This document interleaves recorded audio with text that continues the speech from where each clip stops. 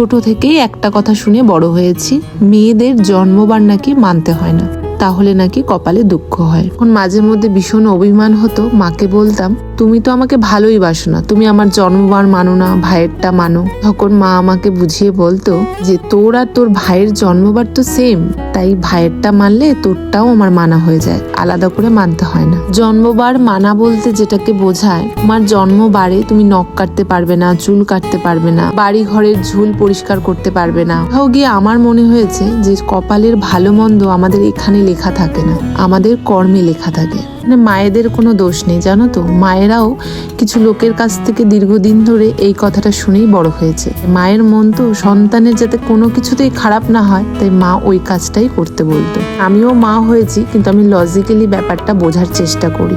জন্মবার না মানলেও আমার জন্মদিনটা সেলিব্রেট করতো বড় করে। এখন আমার মাও অনেক কিছু বুঝতে পেরেছে, তাই মা বলে দিদি ভাইয়ের জন্মবারটা মানিস। জানো তো, আমি শুধু আমার মেয়ের জন্মবারটাও মানি না, আমি আমার হাজবেন্ডের জন্মবারটাও মানি। তার কারণ হাজবেন্ডের তো মা নেই, আমাকেই সেটা দেখতে হবে।